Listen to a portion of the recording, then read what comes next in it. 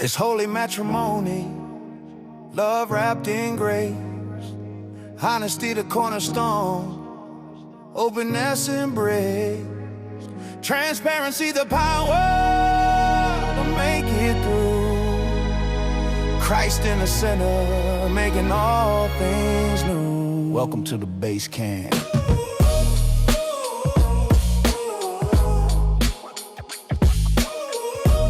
Hey everyone, welcome back to the Marriage Base Camp podcast. My name is Robert. And I'm Shelly. And we are here, and we got a great episode, I think, for you today. Today we're talking about something that I think almost every couple, maybe even every person, but especially couples has thought about at some point, but probably has not said out loud. Yeah. And so, have you ever been scrolling on Facebook, Instagram, whatever it is, through someone's social media, and you thought, uh-oh. Something right. Something's not right. Something's off about this, you know. Maybe one spouse suddenly stops posting about the other one. Maybe it's only pictures of the kids now, or maybe the captions just feel different, or the tone has shifted, like something has changed. Yeah.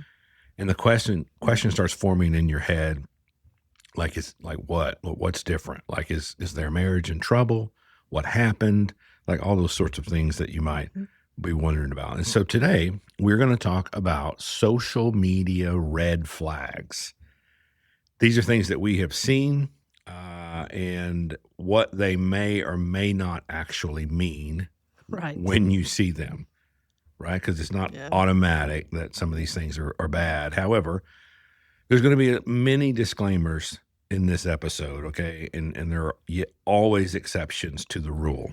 Yep. We're not saying if you see this, it equals some sort of nefarious activity, but it might. And so we're not trying to be offensive here. So we apologize if this offends. We're just anecdotally expressing our own experiences, what we have seen. Yeah, what we've seen. And what time has proven over and over again is maybe something to be curious about, right? And so I would add this. Neither one of us are to be the experts on social media. Oh, goodness, no.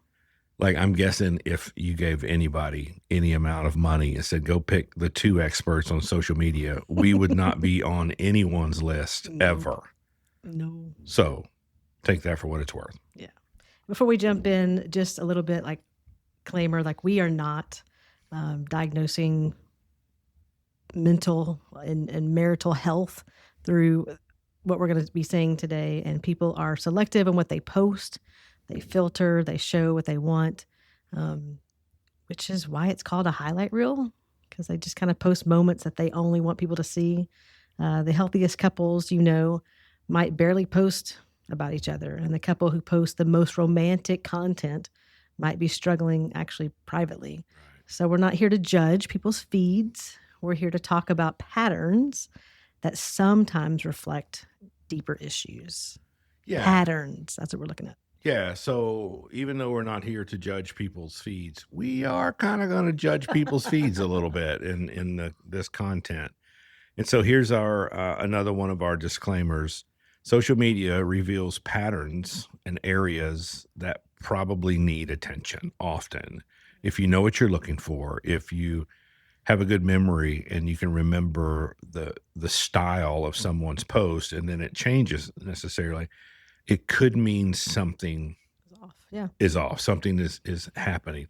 It doesn't automatically reveal the level of intimacy in their personal relationship, but it could be a good sign, especially if this is someone close to you.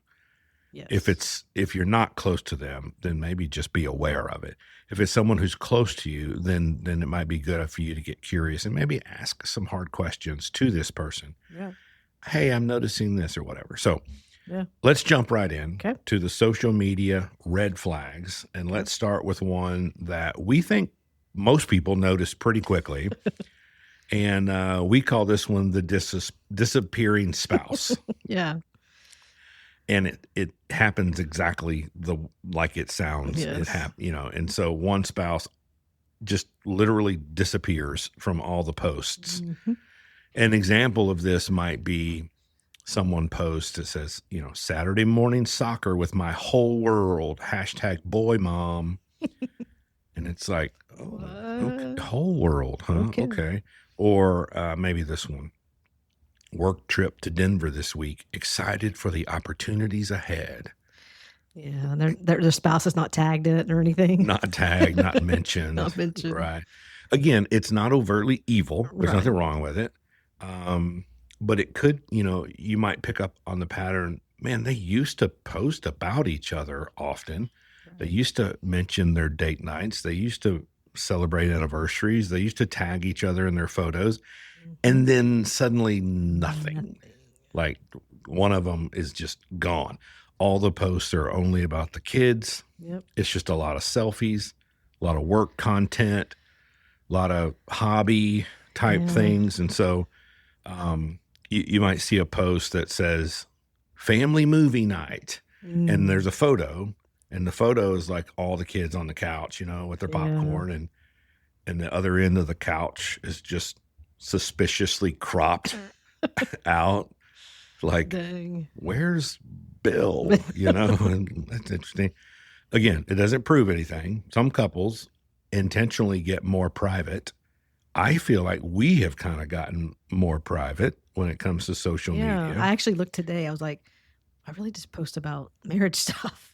Yeah. Like, I feel like we used to be way more open and about everything that was going on. And it's not that I don't know. It's okay to be private is what we're saying. Yeah. It doesn't mean if you're private, something's bad. Right.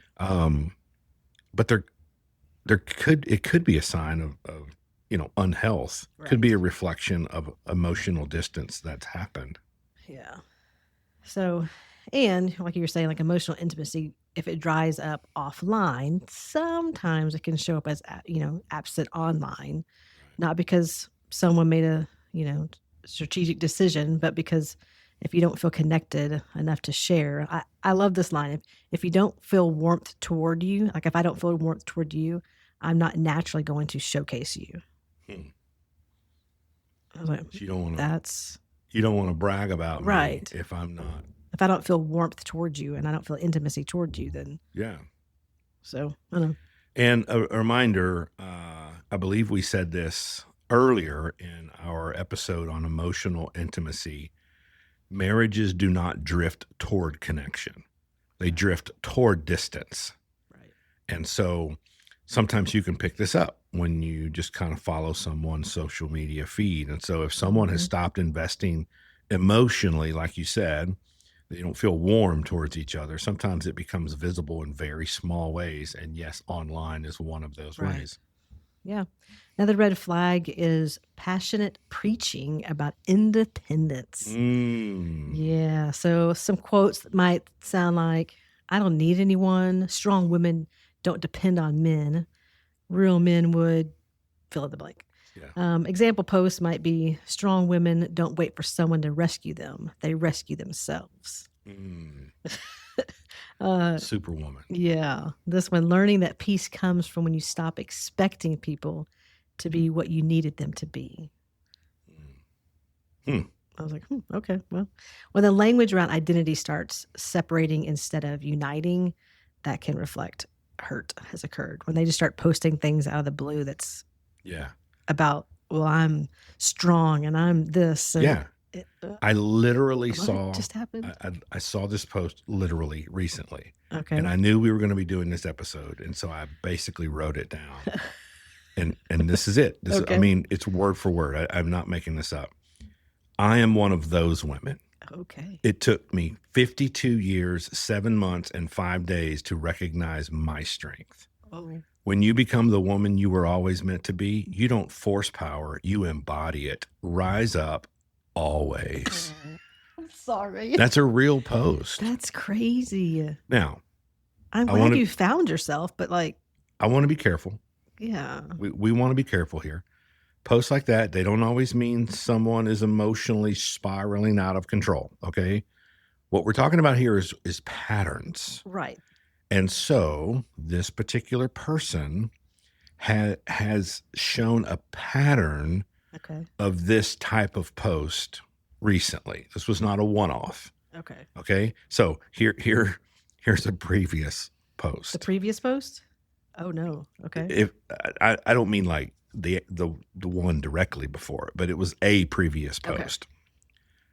Please teach your daughters, all capital daughters, please teach your daughters that following a man through hell is not love. Standing by his side while he drags you through years of embarrassment and infidelity that make you question your worth is not love. Abandoning your dignity and self-respect just to keep the peace is not love. Unlearn that.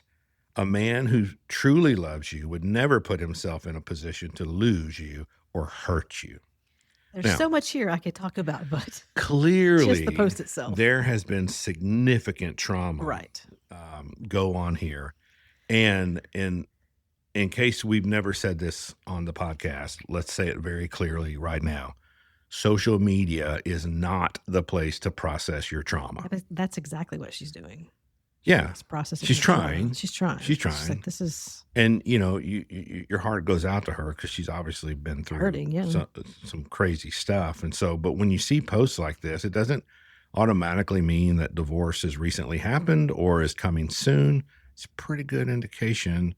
However, it is a strong indication that there is definitely resentment, Yes. either building up and about to explode, or Right. it's already exploded. Yes. And the shrapnel is just affecting everyone at this point. Because I mean, like, if you make a post like that, I could imagine you were living in complete bitterness, like Yeah. outwardly, like social media and inwardly. That's a lot. Yeah.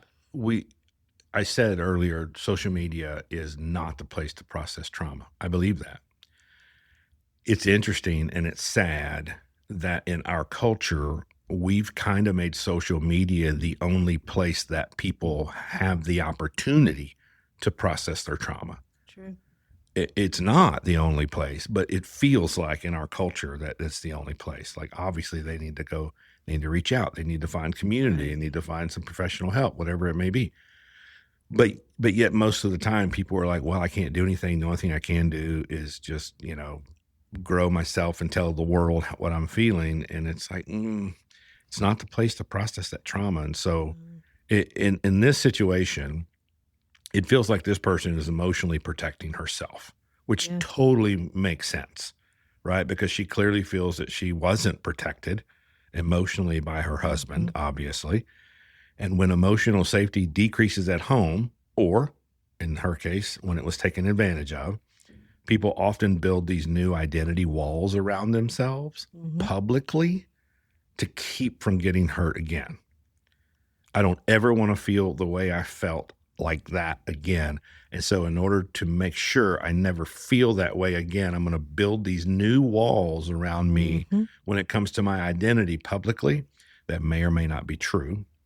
But it's like I'm going to protect from ever getting to that place again. And so they're likely coming out of a situation they couldn't control, and building those walls, those new strong walls publicly around their identity is one way of feeling, hey, this is the one thing I can control. Right. I couldn't control the fact that he left me, that he cheated on me, that he drug me through the mud or whatever it was.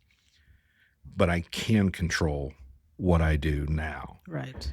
And so in one way it seems freeing because she's taking back her identity, right? In another way it's dangerous because what she's taking back is not actually who she is. Right. And it's hurting anybody else from seeing who she actually is. Yeah. So, yeah, totally. All right, red flag number 3. We call this vague emotional processing. By the way, all these are similar. Yeah. Sometimes you see these all in one post, but here's what we mean by vague emotional processing. This is when someone starts posting, well, just vague emotional posts, honestly, or quotes. Yeah. Maybe they just, they post repeated posts about betrayal or healing in silence or trust being broken, or here are some popular phrases that show up in this one. Healing quietly, ... whatever it may be. or protecting my peace. Mm-hmm. Or how about this one? This is maybe not so vague, but when someone reveals who they really are the first time, believe them. Mm. You know, here's a less subtle one. Trust takes years to build and only seconds to destroy. Which these things are true. Like, Yeah, that is absolutely true. but yeah. Again, social media is not the place to process your trauma. No one is discounting the trauma Right. that you have gone through. You need a friend. You need a therapist. Coffee date. You need a pastor. You need some. And I think we've all been guilty. I know I have of posting some course. of these things. Like when you're hurting, it's kind of hard. I have processed trauma on social media. Yeah, I have too. And I think almost every time that I can remember, I've regretted it. Yeah. Because people just, they don't, I mean one thing, they hear another, Right. and then it just turns into pot Now, if you want to stirring. post about like what you've learned, what you're growing spiritually, what God's teaching you through a hard, difficult time, I think that's a little different. But Those don't. Here's what I'm learning, whatever. Those don't get as much likes, though. No, they really don't. People do not want to hear that. They want the juicy stuff. Oh, great. Shelley's growing in her faith again. Dang. Yeah. So, and healthy people, like you said, process pain with others. Healthy couples, I would say, process pain together, but disconnected couples process pain online, venting, things like that. Yeah. And look, it doesn't mean that you can't share, like you said, things vulnerably, publicly. Of course you can. But if your primary processing space is social media instead of your spouse, a therapist, like you said, a pastor, a friend, something is off. Yeah. That's the only place you're we are posting. We are pro vulnerability. Totally. There are appropriate times and places and seasons to air that vulnerability online. Yeah, true. And here's one that might surprise people. Red flag number 4 is overcompensating. We see this as People don't do that. I know. The overboard, sappy, everything's perfect, rose-colored glasses type of post. Here's one for you, an example. My husband is literally the greatest man alive. I don't deserve him. Every day feels like a fairy tale. Love you, babe. Cry emoji, heart, heart, heart. Was this one of your posts? No. Unless you stole my Facebook password. I'm kidding. Heart emoji, heart emoji, heart emoji, kiss emoji. Or this one, marriage with you just keeps getting better every single day. Perfect man, perfect life. Ain't nobody got a perfect life. Yeah. Or a perfect man. Anybody who's been married for more than like 2 years, it's like, that ain't happening. By the way, that there's a term for that. Okay. It's called idealistic distortion. Mm-hmm. So the ideal becomes distorted, and the common phrase for that is rose-colored glasses. Yes. You start to see everything through a particular lens. Right. That is distorted.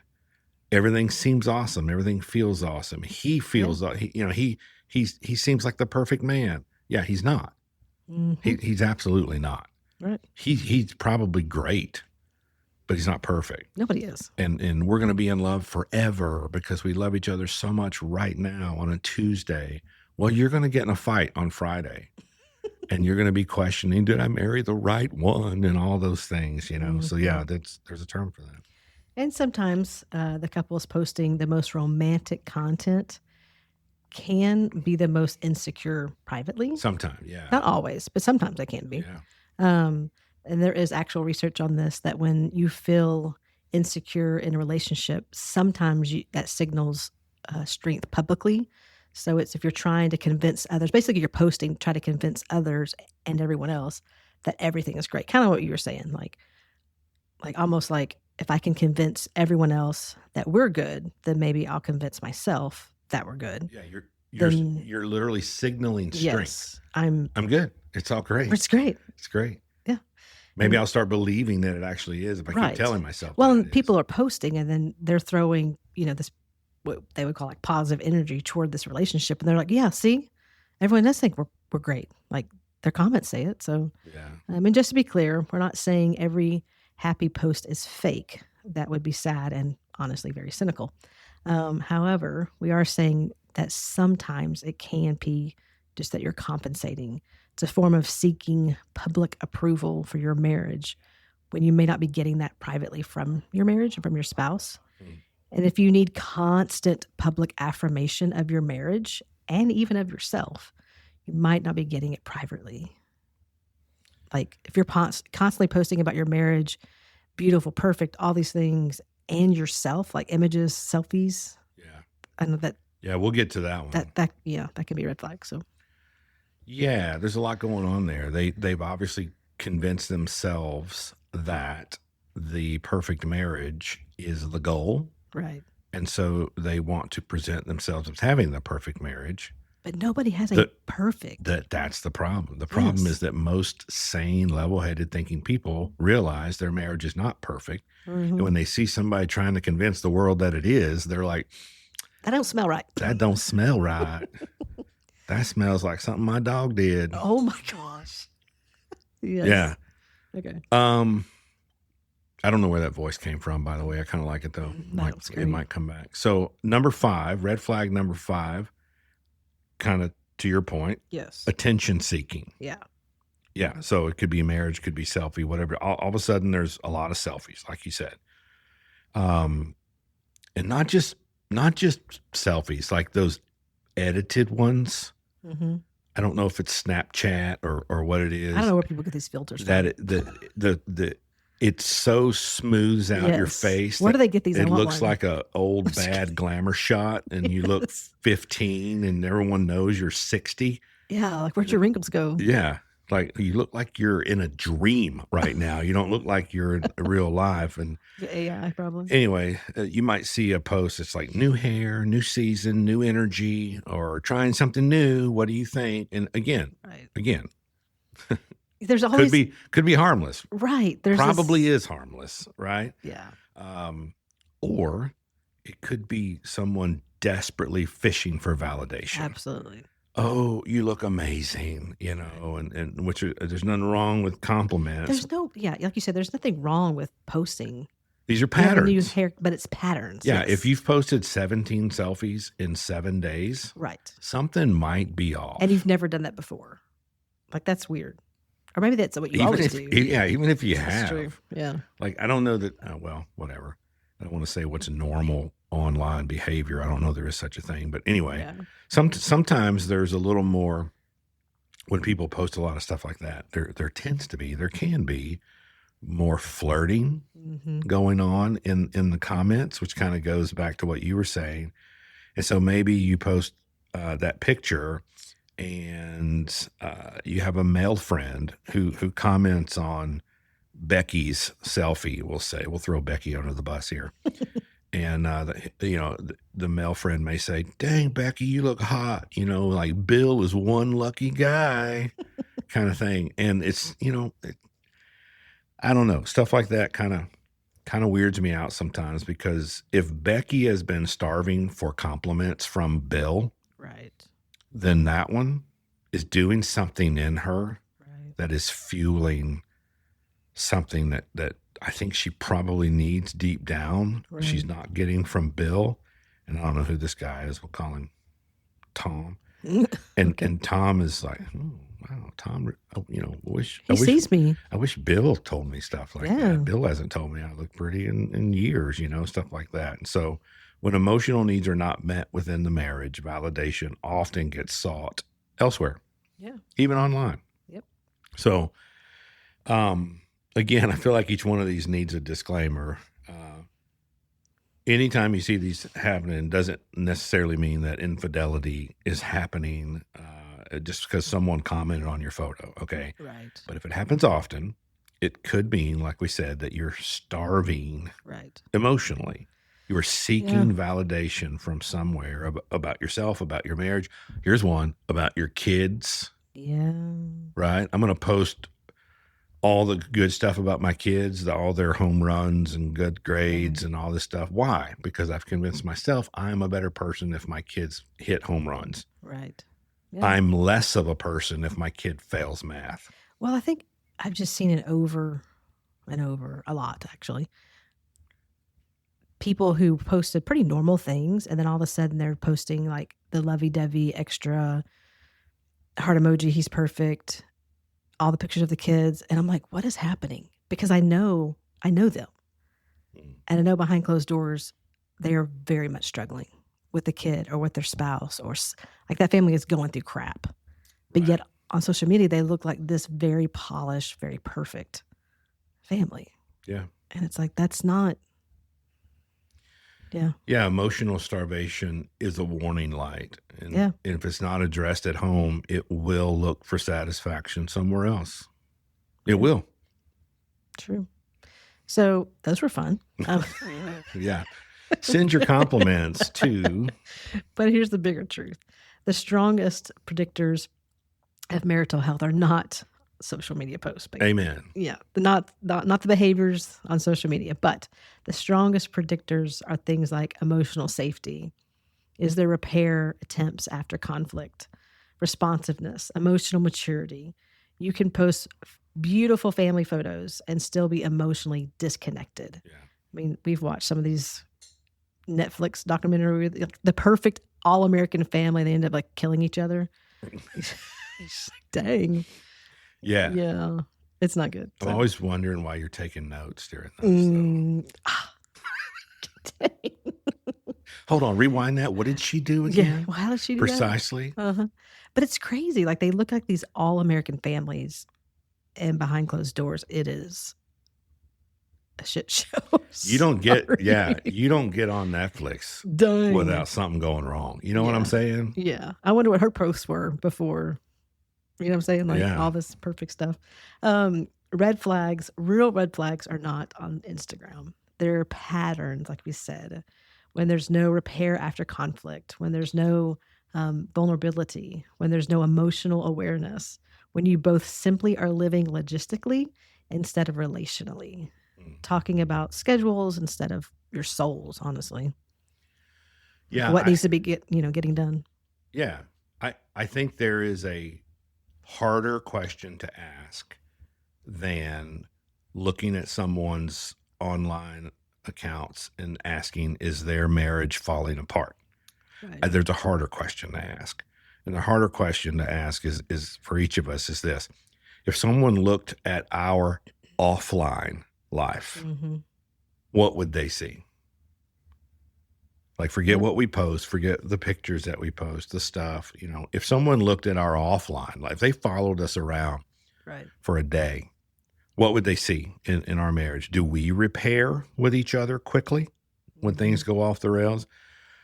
Do we feel safe opening up to each other? Do we continually choose warmth over warfare? Yeah. Because if your marriage does not move in the direction of your posts, no matter how perfectly staged they are, your marriage, sorry, I said that wrong. Your marriage doesn't move in the direction of your posts. True. Yes, I agree. Right? It moves in the direction of your emotional maturity. Absolutely. So you can post all the great stuff. It's not going to make your marriage great. Yeah. So I actually had another thought. This is not social media, though. So have you seen those pastors who, and I've heard this from other students, who like constantly saying how great their marriage is and how hot their wife is, and from the stage. Yeah. But then you find out 10 months later they're getting a divorce. Like, to me, that's kind of creepy. Yeah. Why do you think that is? Because they're trying to convince themselves, just like social media and everyone in the audience, that look away, we're perfect. Yeah. Yeah, it's a sad thought to think that the pulpit has existed for a lot longer than social media. Yeah. But the same problems have always been there. Yeah. Well, it's kind of sad. So we want to give you guys, like we do always, a summit challenge. Here's what it is. So for the next 7 days, before you post anything, just ask yourself, have we connected today? Have we talked about more than just logistics? Have I shared one real feeling? And just work hard to build intimacy offline. Let social media reflect your reality, not replace it. So, yeah. And just as a recap, social media can reveal patterns of attention. It cannot reveal intimacy. nope. If you feel distance in your marriage, don't analyze your feed. Don't analyze your posts, right? Rather do this. Address your connection. Have a conversation with each other. So, Yeah. Be fully known and completely safe. That's the goal. So, yeah. Hey, and if you guys are feeling stuck, or if you've noticed some of those deeper red flags in your own relationship, we'd love to help, right? Yeah. You can visit marriagebasedcamp.com, take your next step. And we just want to encourage you guys to not necessarily, stay off Facebook or stay off Instagram, stay off any of the things. We just want to encourage you guys to keep climbing and to keep climbing together. Yeah. All right. See you next time, guys. All right. Bye. Welcome to the Base Channel. From Genesis to Revelation, His love is the guide. Every vow, every moment, we lay down our pride. His mercy's the melody, our heart's the refrain. Through sunshine and shadow, our love will remain. This holy matrimony, love wrapped in grace. Honesty the cornerstone, openness embrace. Transparency's the power to make it through. Christ in the center, making all things new.